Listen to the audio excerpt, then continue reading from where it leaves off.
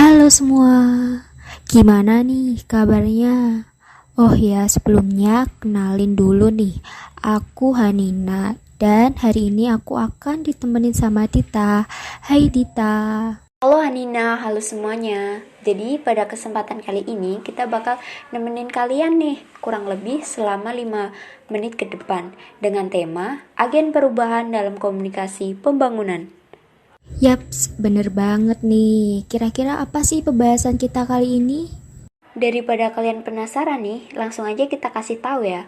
Jadi kali ini kita akan bahas tentang peran pemuda atau mahasiswa sebagai agen perubahan dalam mengatasi alih fungsi lahan pertanian.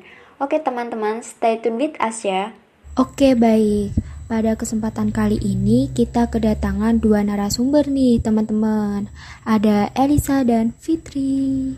Bagaimana kabarnya? Sebelumnya terima kasih ya kepada Elisa dan Fitri sudah mau hadir di podcast kita kali ini. Alhamdulillah baik. Alhamdulillah baik, terima kasih juga sudah dipersilahkan untuk sharing di podcast kali ini. Oke, langsung kita mulai aja ya. Menurut kalian, bagaimana sih kondisi pertanian di Indonesia sekarang? Kondisi pertanian untuk saat ini sedang mengalami penurunan akibat beralihnya fungsi lahan yang awalnya digunakan sebagai lahan pertanian, kini menjadi lahan pemukiman dan juga industri. Nah, hal tersebut sangat berdampak bagi sebagian petani karena kepemilikan lahan yang biasa digunakan untuk bertani kini menjadi semakin sempit. Pertumbuhan penduduk itu juga sangat mempengaruhi karena semakin banyak penduduk, terus tanpa diimbangi dengan ketersediaan lahan, itu tentu saja akan menimbulkan berbagai permasalahan gitu. Lalu bagaimana dampak yang ditimbulkan dari alih fungsi lahan tersebut? Alih fungsi lahan pertanian semacam itu dapat mengakibatkan kerusakan lingkungan.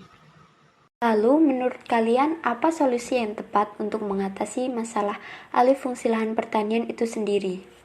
Menurut saya sih ya, langkah terbaik untuk mengatasi itu yaitu dengan melakukan urban farming. Nah, kalian tahu tidak sih apa itu urban farming? Ada yang masih bingung apa itu urban farming? Jadi gini ya teman-teman, pengertian urban farming sendiri itu adalah budidaya pertanian yang dilakukan pada daerah yang memiliki keterbatasan lahan. Nah, urban farming itu biasanya dilakukan dan menjadi gaya hidup masyarakat yang di daerah perkotaan. Lalu tujuan dilakukannya urban farming itu sendiri fungsinya buat apa ya? Baik, jadi tujuannya itu adalah untuk menjaga kesehatan dan kebutuhan pangan masyarakat perkotaan melalui hasil panen dari pertanian urban itu sendiri. Nah, berdasarkan manfaatnya tersebut, pertanian urban itu memiliki beberapa keunggulan untuk kepentingan masyarakat, seperti menyediakan pangan untuk kebutuhan keluarga petani produsen, terus memanfaatkan lahan yang sebelumnya belum dimanfaatkan, menyediakan kesempatan kerja bagi generasi muda dalam aktivitas pertanian, serta memperbaiki dan meningkatkan mutu lingkungan perkotaan sehingga dapat mengurangi polusi. Eits, masih ada nih keunggulan lainnya. Mau tahu nggak? Jadi keunggulan lainnya yaitu dapat memberikan dukungan terhadap program pengurangan energi melalui produksi pangan lokal, menyegarkan komunitas dengan memasukkan ide-ide dan keterlibatan lokal, and last but not least yaitu menciptakan lingkungan yang asri dan memiliki estetika yang tinggi bagi pengelola dan masyarakat. Oke, wah banyak sekali ya ternyata keunggulan dari urban farming itu. Nah, dari banyak keunggulan itu tadi, ada tidak sih ancaman yang mungkin saja terjadi? Pasti ada tentunya, yang pasti emang terjadi itu jelas dengan luas lahan yang ada gitu. Selain itu pasokan sinar matahari, pasokan air bersih dan sirkulasi udara, bahkan pencemaran logam itu juga bisa menjadi ancaman gitu. Tahu tidak sih, keterbatasan pengetahuan mengenai urban farming juga menjadi ancaman loh. Benar sekali.